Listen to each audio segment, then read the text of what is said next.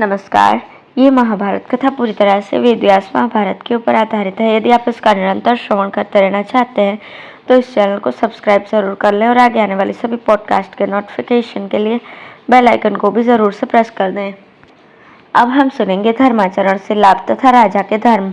उतथ्य कहते हैं, राजन, जब धर्म का आचरण राजा करता है और समय पर वर्षा हो तो उससे जो धन धान्य आदि संपत्ति होती है उसके द्वारा प्रजा बड़े आनंद से पालन पोषण होने लगती है।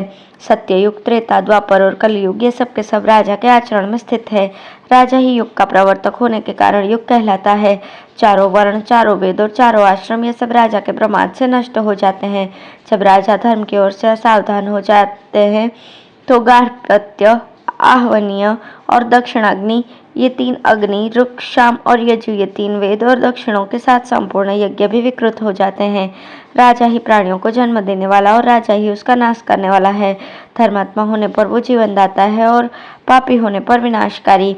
राजा के प्रमादग्रस्त हो जाने पर उसकी स्त्री, पुत्र, बांधव तथा मित्र सब मिलकर शोक करते हैं। उसके हाथी, घोड़े, गौ, ऊंट, खच्चर और गधे आदि पशु दुख पाते हैं। विधाता ने दुर्बल प्राणियों की रक्षा के लिए ही बल संपन्न राजा की उत्पत्ति की है। निर्बल प्राणियों का महान समुदाय राजा के ऊपर ही टिका हुआ है।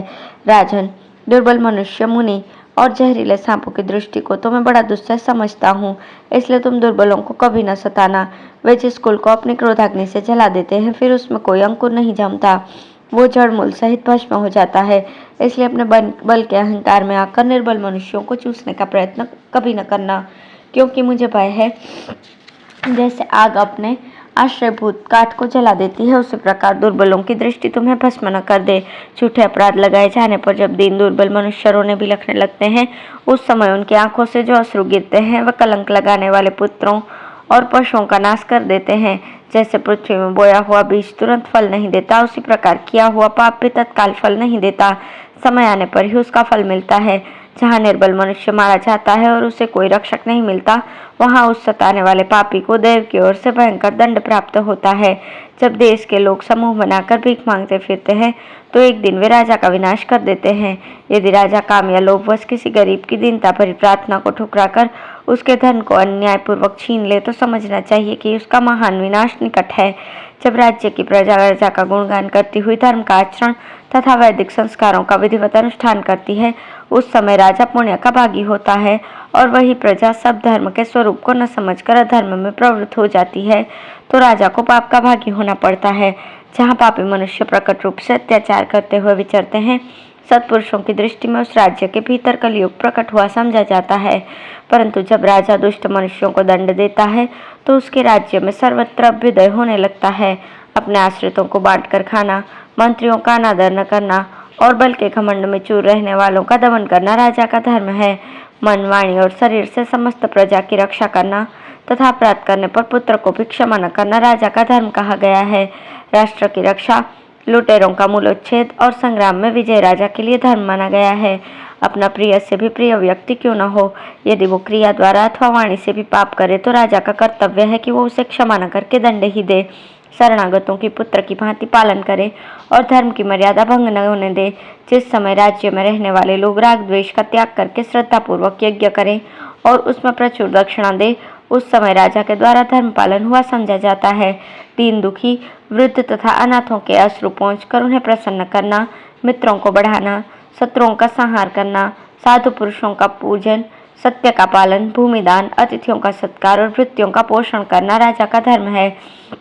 जिसमें निग्रह और अनुग्रह दोनों प्रतिष्ठित है, जो दुष्टों को दंड देता है, सत्पुरुषों पर कृपा रखता है, उस राजा को इस लोक में और परलोक में भी सुख मिलता है। राजा दुष्टों को दंड देने के कारण यम और धार्मिकों पर अनुग्रह करने के कारण परमेश्वर के समान है। जब वो अपनी इंद्रियों को संयम में रखता है तो राज्य शासन में समर्थ होता है और जब उनको वश में नहीं रखता हो तो अपनी मर्यादा से नीचे गिरता है। ऋत्विज, पुरोहित और आचार्य का सत्कार करे, उनका अनादर न होने दे तथा उनके साथ उचित बर्ताव करे, ये राजा का धर्म है। जैसे यमराज सभी प्राणियों पर समान रूप से शासन करते हैं उसी प्रकार राजा को भी बिना किसी भेदभाव के सभी प्राणियों को नियंत्रण में रखना चाहिए। प्रमाद छोड़कर क्षमा, विवेक, धैर्य और सद्बुद्धि की शिक्षा लेनी चाहिए। सब प्राणियों की सामर्थ्य का ज्ञान रखना चाहिए। मीठे वचन बोलना तथा नगर और देश के लोगों की रक्षा करते रहना चाहिए। राज्य की रक्षा तो वही कर सकता है जो बुद्धिमान और सूरवीर होने के साथ ही दंड देने का ढंग जानता हो। जो दंड देने से हिचकता है वो मूर्ख और कायर मनुष्य क्या राज्य की रक्षा करेगा। तुम्हें सुंदर कुलीन राजभक्त एवं बहुज्ञ मंत्रियों को साथ लेकर आश्रमवासी तपस्वियों तथा दूसरे लोगों की भी बुद्धि की परीक्षा करनी चाहिए। इससे तुमको संपूर्ण भूतों के परम धर्म का ज्ञान हो जाएगा। फिर स्वदेश में रहो या परदेश में, कहीं भी तुम्हारा धर्म नष्ट नहीं होगा। इस प्रकार विचार करने से धर्म ही अर्थ और काम से श्रेष्ठ सिद्ध होता है। धर्मात्मा पुरुष इस लोक में तथा परलोक में भी सुख उठाता है। यदि मनुष्यों को सम्मान दिया जाए तो वे सम्मानदाता के हित के लिए अपने पुत्रों और स्त्रियों को भी न्यौछावर कर देते हैं।